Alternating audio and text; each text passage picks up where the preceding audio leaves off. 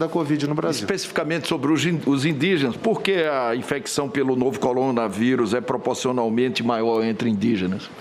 Olha, no artigo que escrevemos, que foi publicado no Lancet Global Health, que é um periódico conhecido da nossa área, fizemos uma série de suposições. Primeiro, as pessoas, especialmente da mídia, nos perguntaram, será que é alguma questão genética, biológica? E obviamente que não. É uma questão cultural e social. Nós temos um grupo que vive em grupos maiores e, portanto, o risco de transmissão é maior. São populações vulneráveis que precisavam ser mais cuidadas durante a pandemia. Aliás, o senador Fernando Bezerra mencionou sobre a estratégia de vacinação. A única opinião que eu emiti sobre a Estratégia Nacional de Imunização foi de que deveria haver um sequenciamento inverso por renda familiar no Brasil. A vacinação deveria ter começado com as populações mais vulneráveis e ir em direção às populações mais ricas. Infelizmente, a vacinação começou única e exclusivamente pelos idosos, doenças crônicas e profissionais de saúde, e as populações mais vulneráveis continuam sendo as que mais morrem. Não, doutor, os índios tinham prioridade. Sim, os indígenas também, agora, quilombolas também. Posso fazer uma pergunta, senador? Pode, claro. É sobre a questão que o senhor está falando, sobre a questão de infecção indígena. O senhor está falando daqueles que vivem nas cidades, não em comunidades isoladas, né? Exatamente. No estudo, nós não estudamos porque as comunidades isoladas, houve o número de infecção e houve, sim, a vacinação. A vacina chegou com rapidez a eles, logo que chegou as vacinas, foi entregue, até porque eles tinham prioridade.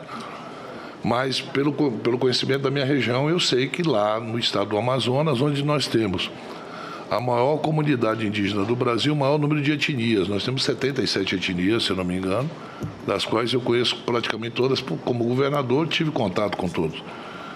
E principalmente quem mora no Alto Solimões, São Gabriel da Cachoeira, no Alto Solimões, em regiões onde há o isolamento.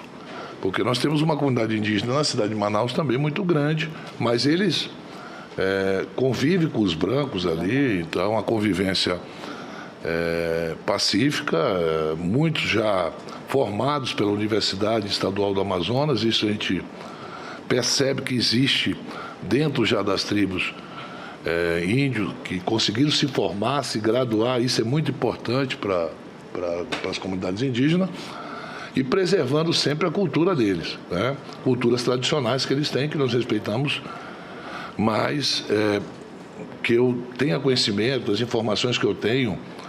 Eu converso muito com os prefeitos, e temos prefeitos indígenas lá. Assim, nas comunidades mais isoladas, o número de infectados foi muito menor. Exatamente. Senhor presidente, deixa eu só complementar, porque esse ponto, exatamente, senhor presidente, ele foi trazido na reunião com o Ministério. Inclusive, o Ministério disse, quando falava ainda sobre renovação do estudo, pediram para que a gente desenhasse um estudo em comunidades aldeadas, exatamente porque a nossa pesquisa, ela conseguia captar apenas os indígenas que moram em área urbana e que seria necessário conhecer a realidade dos indígenas aldeados. Muito obrigado, presidente.